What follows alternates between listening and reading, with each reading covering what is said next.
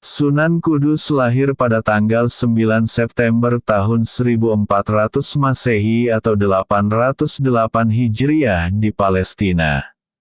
Nama aslinya adalah Jafar Shadiq, berasal dari Al-Quds, Yerusalem, Palestina. Ayahnya bernama Raden Utsman Haji dan ibunya bernama Syarifah Ruhil. Sunan ini datang ke Pulau Jawa bersama ayah dan kakeknya, jadi bukan merupakan warga asli Kudus. Ada juga cerita yang mengisahkan jika Sunan Kudus pendatang dari daerah Jipang Panolan, yaitu sebuah daerah di Blora Utara.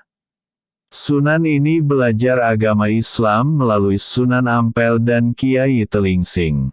Selama hidupnya Sunan Kudus banyak berperan dalam kerajaan Islam Demak, yaitu sebagai penasehat Sultan Demak.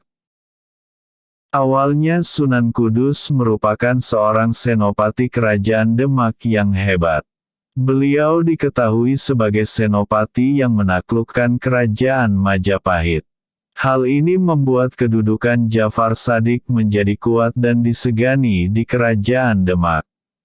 Namun beliau meninggalkan kedudukan tersebut agar dapat hidup merdeka dan menyebarkan agama Islam selama hidupnya.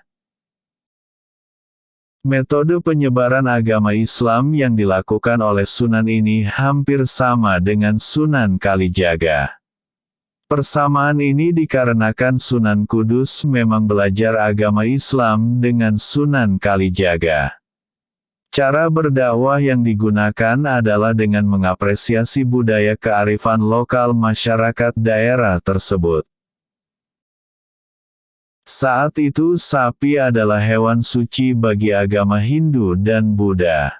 Sunan Kudus mengajarkan pengikutnya untuk tidak menyembelih sapi guna menghormati agama lain. Sunan mengajarkan toleransi dalam beragama dalam berbagai bentuk seperti di atas. Sehingga Sunan Kudus terkenal karena toleransinya dalam beragama dan berbudaya. Pernah diceritakan kalau di masa awal berdakwah Sunan Kudus, ada sebuah kejadian yang hingga saat ini masih sangat diingat oleh masyarakat kota Kudus. Jadi, suatu hari beliau membeli sapi yang disebut dengan Kebo Gumarang. Sapi ini ukurannya sangat besar dan didatangkan langsung dari India menggunakan kapal. Sapi yang ukurannya besar ini tentu saja menarik perhatian masyarakat, karena kandangnya tepat berada di pekarangan rumah yang bisa terlihat dari jalanan. Di masa itu, masyarakat kota Kudus mayoritas beragama Hindu, karena ajaran Islam baru mulai masuk pada saat Sunan Kudus datang ke sana. Masyarakat yang melihat Sunan Kudus memelihara sapi berukuran besar itu pun penasaran dengan apa yang akan dilakukan oleh sang pemilik. Dalam ajaran Hindu, sapi adalah hewan suci karena dianggap sebagai kendaraan yang digunakan oleh para dewa. Oleh karena itu, rasa penasaran mereka sangat tinggi dan membuat banyak orang berkerumun di depan pekarangan rumah Sunan Kudus setiap harinya. Sunan Kudus yang melihat hal tersebut akhirnya keluar dari rumah dan mengatakan kalau sapi yang ada di pekarangannya ini adalah peliharaannya. Tidak ada yang boleh menyakiti peliharaannya tersebut, apalagi membunuhnya. Beliau pun menceritakan kalau di masa kecil dirinya pernah ditolong oleh seekor sapi saat sedang dalam keadaan bahaya. Oleh karena itu, sebagai ucapan rasa terima kasihnya, Sunan Kudus melarang pengikutnya untuk menyakiti dan membunuh sapi.